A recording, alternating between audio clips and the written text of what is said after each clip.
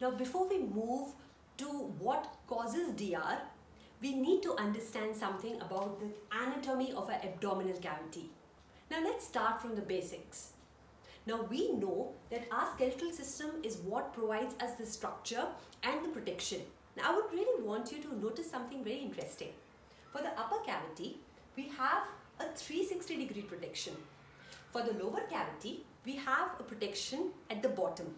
But for the abdominal cavity, that is somewhere in the middle, we just have a spinal cord as a bone. Now this is something which serves as an evolutionary advantage, but it also comes with a disadvantage, as we are going to soon see. Now abdominal cavity is not a hollow cavity. It's actually a very jam-packed system which has a lot of organs or soft tissues in it. And what protects these organs and soft tissues is the muscular structure. So let's look at it. Now if we were to consider the abdominal cavity like a container, this container would have a top and a bottom. So as we can see here, the diaphragm muscle, which is actually a part of a thoracic cavity, becomes the top of this container. And the pelvic floor muscles, that is the muscles on the pelvic floor of our pelvis, forms the bottom of this container. So we have the diaphragm and we have the pelvic floor muscles. Now these two muscles play a very important role in our well-being and in DR too. Let's look at the muscles that surround the abdominal cavity. One of the deepest core muscles is the TVA muscle or the transverse abdominis muscle. Now this muscle is also known as a corset muscle because like the way we used to tie the corsets in the olden days, this muscle runs from the front of our abdominal to the back portion of it. So it really covers the entire length of it.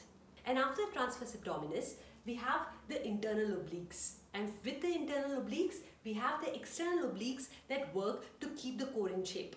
And finally, we have the rectus abdominis, which runs from the xiphoid process all the way till our pelvis.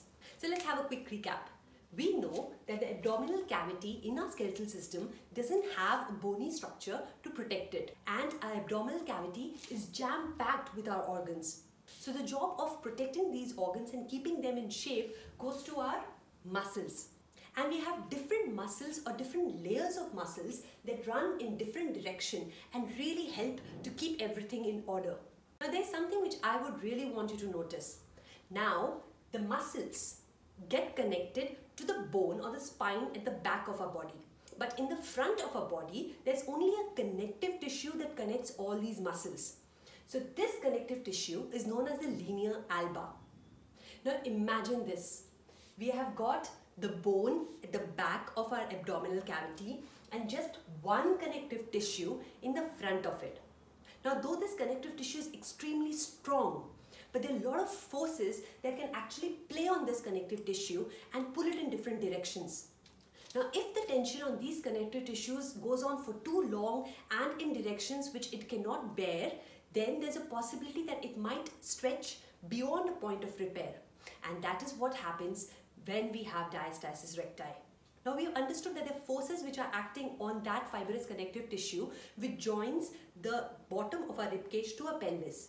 But to understand the forces better, we need to understand that just like the abdominal cavity, we have different cavities in our body.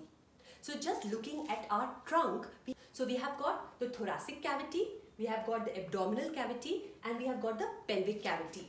This is the front view and this is the side view. These cavities are much like containers, which are like pressure cans, and they can exert pressure on each other. And that plays a very important role for us to understand how the positioning of these cavities can impact DR.